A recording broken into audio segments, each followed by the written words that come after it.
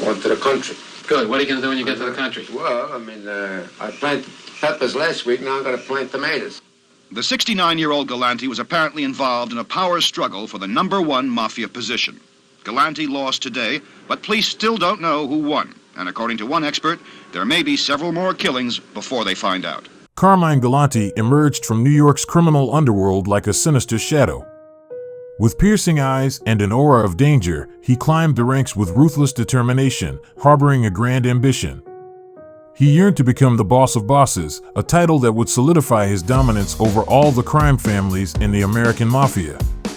Known as the Cigar, he orchestrated daring heists and eliminated rivals without mercy, driven by his insatiable thirst for power and control. His reign was marked by bloodshed and a relentless pursuit of his ambitions. However, his quest for absolute dominance would eventually lead to his downfall when he was gunned down in a Brooklyn restaurant, leaving behind a chilling legacy that still haunts the streets he once ruled.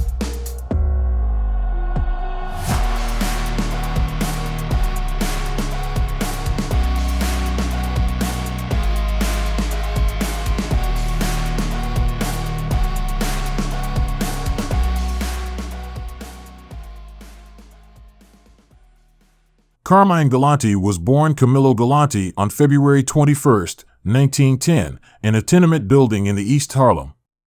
His parents, Vincenzo James Galante and Vincenza Russo, had immigrated from Castellamare del Golfo, Sicily, to New York City in 1906. At the age of 10, Galante was already in trouble with the law and sent to reform school. He attended public schools until he was in the 7th grade and dropped out at the age of 15. From 1923 to 1926, Galante was working at the Lubin Artificial Flower Company, and in 1930 he was working at O'Brien Fish Company in New York City as a sorter. His criminal records date as far back as 1921, which includes robbery, assault, larceny, and alcohol violations. On August 11, 1930, Galante was arrested for an armed robbery of a restaurant. According to FBI records, this was possibly the payroll robbery. During the robbery, police officer Walter de Castilla tried to apprehend Galante. However, during the shootout which ensued, Galante shot and killed the officer. Galante was released due to a lack of evidence. On December 24, 1930, Galante was wounded and arrested during the attempted armed robbery of a truck by him and 3 other men. This led to the injury of 2 small children. On January 8, 1931, he pleaded guilty to attempted robbery and was sentenced to 12.5 years to Sing Sing prison. A psychiatric report done on January 23, 1931 at Sing Sing prison indicated that Galante had the mental age of a 14-year-old and an IQ of 90.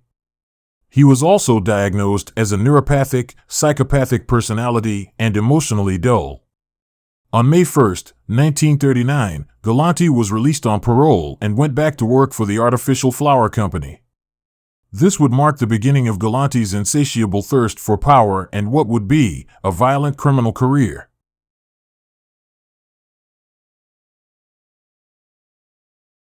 By the 1940s, it is known that Galante had been working and carrying out mob hits for the Genovese crime family, formerly known as the Luciano crime family, and by that time Galante had a reputation for being vicious, brutal, and everyone was afraid of him whether he was in prison or on the streets. One of the hits he allegedly carried out for Vito Genovese was that of Carlo Tresca in New York in 1943. Carlo Tresca was an Italian-American newspaper editor, orator, and labor organizer who was a leader of the industrial workers of the world during the 1910s. He was a leading public opponent of fascism, Stalinism, and mafia infiltration of the trade unions for the purposes of union racketeering. Tresca became a prominent figure among Italian-Americans for his opposition to fascism and was reported to Benito Mussolini as a leading enemy of the fascist movement. Tresca edited an anti-fascist newspaper named Il Martello, which means the hammer, where he attacked the myths that undergirded Mussolini's power.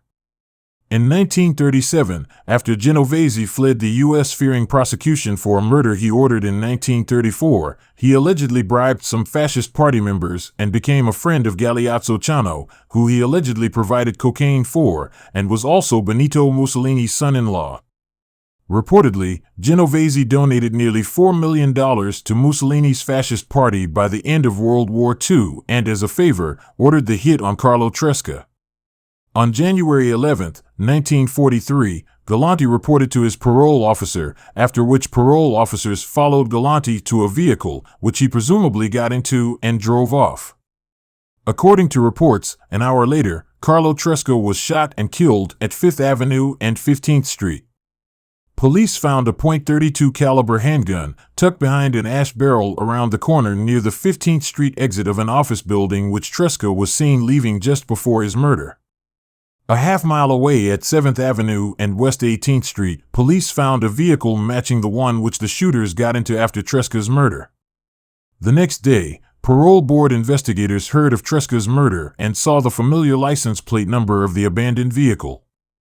Galante was arrested as a suspect, but with insufficient evidence, he was returned to prison on a parole violation. No one was ever charged with the murder of Carlo Tresca, and although Galante today is widely regarded as the gunman, there are many stories as to why, as well as to who gave him the order. On December 21, 1944, Carmine Galante was released from prison.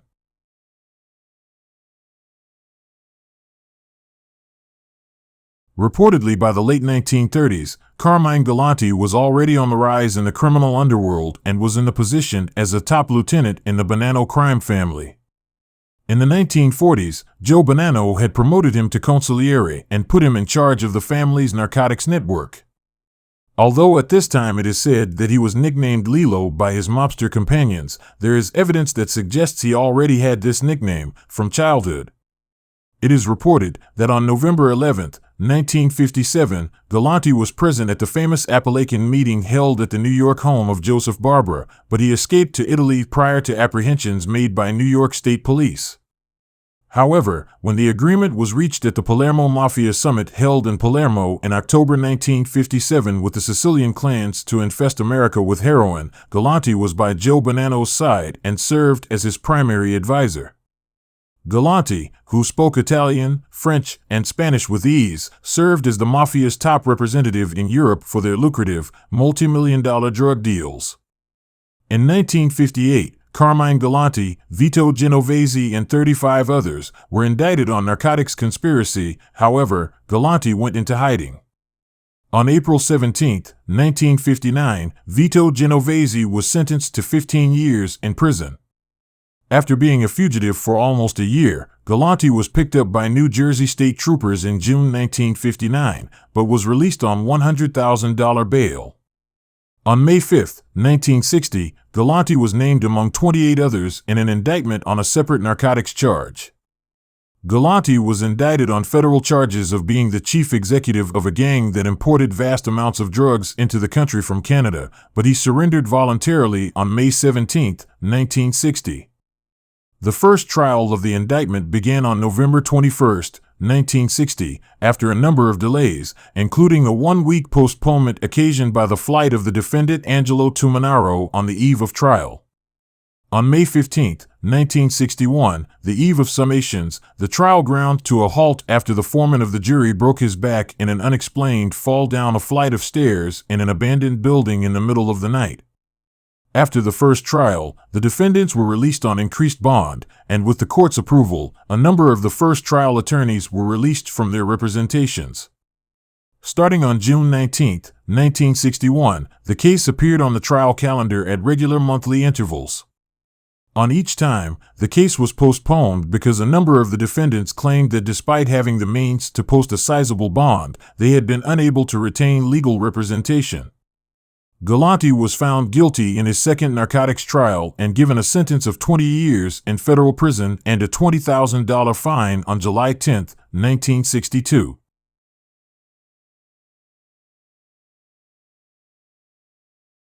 Galante maintained his standing inside the prison, and a small group of other Bonanno inmates took care of his basic requirements. He paid $250 every month in bribery for prime slices of meat to be presented to himself and his cronies. Informers later told investigators that the arrogant Galante promised his jail mates that he would restore the fractured family's former splendor, which had been in flux and without a commission-approved ruler since Joe Bonanno's forced retirement in the mid-1960s. Paroled in 1974 after serving 12 years, Galante's lust for power and his murderous instincts soon prevailed, with Philip "Rusty" Rostelli, the interim boss, standing in his way. However, convicted of extortion, Rostelli began serving a 6-year sentence. As the former consigliere and virtual underboss to Joe Bonanno, Galante considered himself the rightful heir to the throne. Galante, refusing to acknowledge Rostelli as boss, made 2 big moves to acquire funds and reinforce his presence. He increased his cash flow by increasing drug dealings with Sicilian exporters. While on parole, Galante masqueraded as a legitimate businessman and even opened a dry cleaning store in Little Italy. Galante's open attempt to dominate the mob's narcotics business concerned New York's ruling godfathers, who proclaimed him persona non grata, or as one would call, an unwanted person. He began using Sicilians for his jobs, and 2 of them in their late 20s that stood out and who he often used as his personal bodyguards were Baldassare Amato and Cesare Bonventura. By the beginning of 1977, Galante was considered to be one of the preeminent leaders of the mafia in New York City. Galante's parole was revoked by the United States Parole Commission on March 3, 1978, for allegedly mingling with other Bonanno mobsters, and he was returned to prison. On February 27, 1979, however, a judge decided that the government had wrongfully revoked Galante's parole and ordered his immediate release.